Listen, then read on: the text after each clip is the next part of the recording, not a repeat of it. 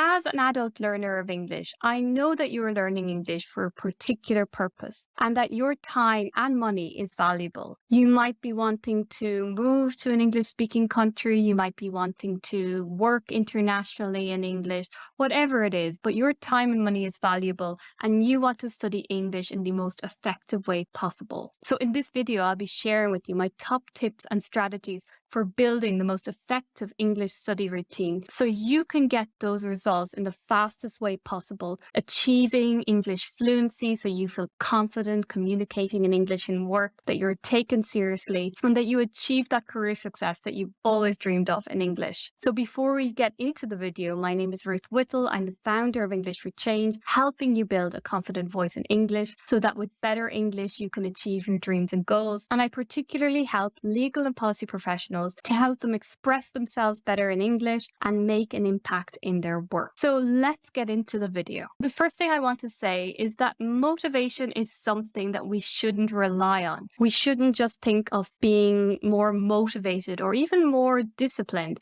when we want to achieve a goal. This comes from the book Atomic Habits by James Clear, and he talks a lot about habits in this book, using systems which can be habits really in achieving your goal. Not focusing so much on the goal, but actually focusing on the system to get you to that goal. So a system is something that you can do continually. It becomes automated over time like a habit does. Anything, whether it's achieving fitness, eating more healthily, and learning a language, of course, it's all about the steps you take day after day to achieve those goals. It's all about setting up a system and a way that can help you most easily achieve it. So I want to share with you a 3-step method that I see for learning a language. The first is all about the English class or the meaningful input. If you are a more motivated student and you want to study alone, that's where the meaningful input comes in. But that's the first thing. So number one, having an English class, having whether a group class, an individual program, coaching with an English coach like myself. And if you don't have that, and I think that is a really great way to keep you accountable week after week, having a class that you can attend on a regular basis. It just gives you that system immediately, gives you that habit of showing up regularly to practice your English. That, of course, is just the start. It's not enough in itself, but it's a really good start that helps you get to your goal in terms of studying English and making progress in your English. So if you don't have that, if you don't have a class to go to, you can look at meaningful input, which is some kind of native resource that you use. It could also be a textbook. So if you are at that intermediate advanced level, if you're watching this video, you are at that level, you'll be thinking of some kind of YouTube video, podcast, documentary, book that you can read, take in the information, take in the vocabulary and the different structures, and then you can use that for your study routine for the first stage of the study routine. The second part of that is taking what's relevant in the material, because as an adult learner, that's really important. You're not taking an exam. This is all about your goals, your dreams, what you need for your work and career. Taking what's relevant, that's basically just note-taking. But whether you have an old-fashioned notebook like this, whether you want to use a Google document, whatever way is best for you is the best system. Whenever I have a class, I will take notes when I see things that are relevant. That's a really important part of this system, that you take notes and you pick out what is relevant. Now, there's a few things I wanted to say about note-taking and also study,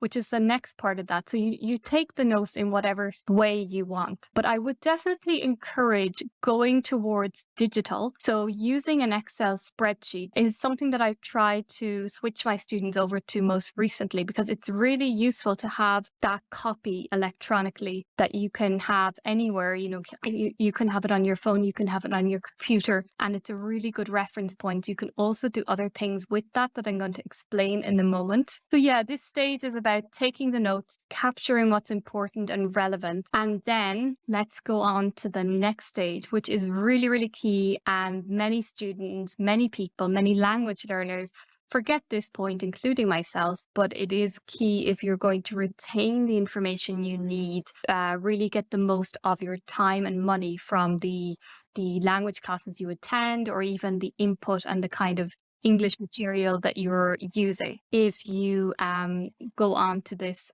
third part, which is the study part. So as I said just previously about note taking and what is the best way of recording notes, I did mention the Excel file. I have a very simple system for my English classes. As you can see, I have the word, the vocabulary, the meaning, so you can put that in your language, in your first language, or you could even better, especially when you're advanced, you can write a synonym in English for the meaning, and then an example sentence. So this is all the new vocabulary that you are building, and you can also have a separate section for corrections for mistakes that you repeatedly make. So this is something that your English teacher will probably correct you on, or if you get corrections in some other way, if someone has proofread your work, you can write down a correction section as well. So this evidence-based, science-backed study method is the spaced repetition method, and it's all about studying on a repeated basis the same material over a period of time, and also studying the things that are most difficult. And this is really well done through technology. You may have used Duolingo before, and that is based on the same kind of method, but you can make your own kind of spaced repetition method through using, and I'm going to share with you 2 apps that are very effective for that. So this idea of spaced repetition, it's helping you to go over those words that you will often forget and really putting it in your long-term memory. So I have been using Quizlet, and I would highly recommend that. The great thing about Quizlet is that you can literally copy and paste your Excel notes. So you have the word and the meaning, for example. So like 2 parts, either maybe you have the word and an example sentence, or the word and a meaning. You put it into Quizlet, and it generates for you those 2 components, those 2 parts. So either word and the meaning, so that you can revise just the meaning of the word, or you can revise a word and an example sentence. So that's why I would highly recommend Excel and an electronic way of recording your notes, because when we come on to the study way and the study routine, it makes it really easy. It makes it really fun as well to study and to practice. And there's another app as well called Anki. And so I would recommend you checking that out. It's much more simple, but it might suit you and your preferences.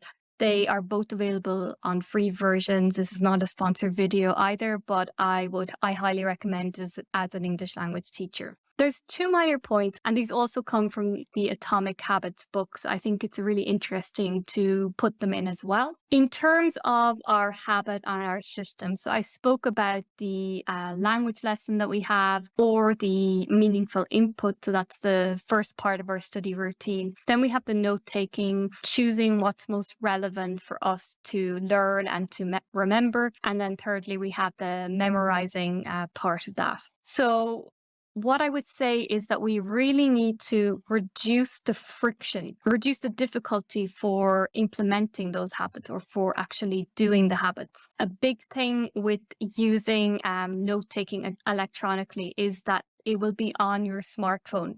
So if you have a few moments to kill, as we say in English, you have a few dead minutes. So you're in a waiting room in a doctor's surgery, you're on the bus, you're having coffee, you can take out your phone and look at it for a few minutes, and with your Quizlet app, for example, do the spaced repetition and go over some vocabulary. It would be really useful for you. Having it on your phone, it really reduces that difficulty or friction that we often have. Oh no, I can't really study because I don't have the right notebook. I left my notebook in the other room, or I left my notebook in another, I don't know, in my office, for example, so now I can't study. It removes that. So having it on our computer, having it electronic, it takes away all the excuses. Yeah, and it takes away all of that friction. So that is one point that he mentions in the book in Atomic Habits that I think is worth noting. And the final point that is a really good one to try is the idea of habit stacking. So stack is like that you stack different blocks or even different levels on top of each other. So if you think of something that you do all the time, so that would be an old habit. So your old habit could be having a cup of tea in the morning, like I do, before you start your work. So that's something that you do every day. You don't really think about it. It's an automated kind of behavior that you do. So it's something you already do all the time. You could add another habit in there, a new habit, which could be studying, revising your English for 5 minutes every day while you have coffee. I mean, maybe you have coffee more than once a day or tea, because I do. I have tea a lot. So imagine the amount of time you could put in if you stacked a habit of studying and memorizing some English vocabulary on top of your existing habit of drinking coffee. I want to give the example. This is not a language learning one, but something that has really helped me do exercise on a regular basis is when I am working out, when I'm doing my exercise at home, I always listen to an interesting podcast, an audiobook. It really helps me to stay focused, and it makes the time go much faster when I'm doing really repetitive work and repetitive exercise. So yeah, I really enjoy that. So think about that for your language learning as well. How can you add in habits to your existing habits and behavior so you can get in more study and memorize more English, and that it's in your long-term memory, and so that then you can actually use its vocabulary and you can be more fluent because you will have more vocabulary and you will have progressed in your English as a result. So I think that's really exciting, and something that I always encourage my students as well is to do little and often over once every 2 weeks, doing a 2-hour study session. Much better to do 10 minutes a day regularly than like 2 hours every 2 weeks. So that's something as well that I definitely add. And actually one thing as well, I would say, try to find ways to enjoy what you do. Try to find ways to enjoy your English study routine. And I think that's where, adding in the habits into activity and behavior that you do on a daily basis can really help. It can make things much easier for you to stay consistent with, which will help you to reach your goal of speaking English more fluently, being more confident when you express yourself in English, and getting that job to work internationally in English, to live in an English speaking country and to work in an English speaking job. All of those things are possible if you set up the right system, the right routine. Don't focus too much on the goal, but focus on what you can do consistently on a regular daily basis. All of those little habits and little things of you studying and memorizing every day, it's going to add up hugely over time. Yeah, I really hope you enjoyed this video. Let me know in the comments what your favorite tip was and what you plan to do as well. And I also have something for you to download which will get you started with studying English again. Maybe you haven't been studying for a while. It is a 10-day self-study guide for B2 and C1 English learners. It's got different native English resources and a guide of how you should study, and you're using all of the skills in English. So you will study all of them. You will use all speaking, writing, reading and listening. So it will be really balanced and will help you to boost your English fluency. Thank you so much for watching this video. If you liked it, I'd love if you liked the video, and don't forget to subscribe to this video as well if you want to see more videos like this in the future, and see you in the next video.